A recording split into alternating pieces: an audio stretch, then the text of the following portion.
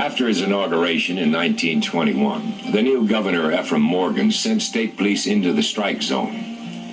Unable to contain the violence there, Morgan declared martial law and dispatched additional militia and law enforcement personnel to Mingo County. But the miners this time weren't going to allow state authorities to break the strike. Despite martial law and the presence of militia, the turmoil continued. Then, on August 1st, 1921, a single bloody episode unleashed one of American labor's greatest conflicts.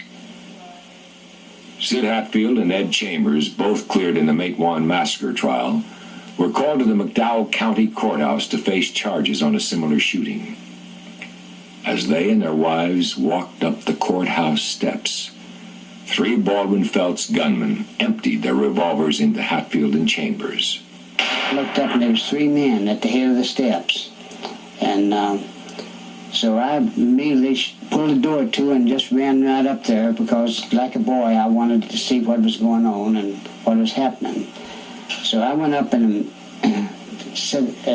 one fellow had fallen down the steps into what they call a pit where you turn in off of Wyoming Street up the steps.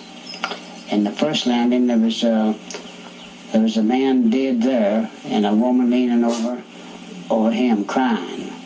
And she was down on her knees and crying and holding him in her arms and kissing him and saying, "Oh, my love," says, "they've killed you, cold-blooded," says, "they've killed you," says, "they promised to protect you up here to this day in trial."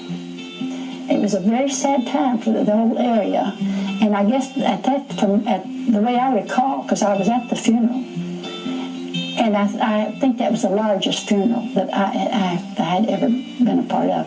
They were buried right across from Matewan at Buskirk, and I'm sure that entire mountain was all but covered with miners for the most part. You see, the lawyer, I guess the union lawyer from Charleston, who gave the eulogy. The sentences always stayed with me and it was raining. Not a hot downpour, but a steady patter. And I can remember him making the statement, "Is it a wonder that even the heavens weep?" The murders of Hatfield and Chambers marked a tragic turning point in the miners' struggle. Their only hero murdered. They felt the futility of their cause. The winters waiting for recognition. The long years without hope.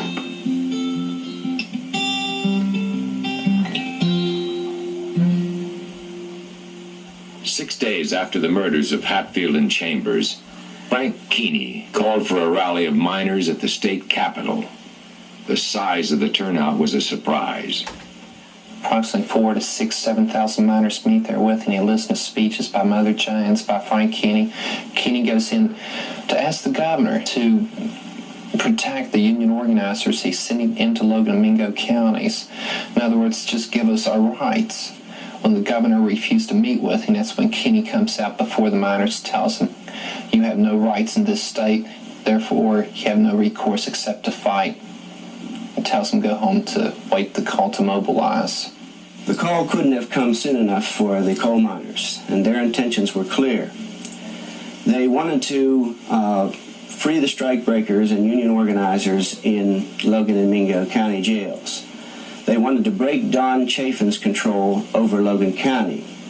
They wished to take on the state police and end martial law in Mingo County, and of course, they wanted to organize all the miners in both Mingo and Logan counties.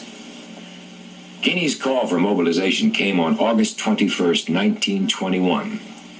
And within 72 hours, an estimated 7,000 armed miners had assembled near Marmette, 10 miles outside of Charleston. We went to Lynn Creek, and we stayed a day or two there, I think. And then Mother Jones come. I don't know how she come there now, but she made a speech, and she told the miners to go home. Mother Jones did speak to the miners, tell them not to go on the march, wave a piece of paper in the air saying it was a telegram from President Harding saying he would take action in their favor. Keeney and Mooney and my father told the miners that the telegram was a fake. I asked Keeney, I knew Keeney, by the way, in later years, and I asked him point blank if there had been actually a telegram. I didn't get a very straight answer. I didn't press it. I rather think, this is my own opinion, I rather think the telegram was genuine.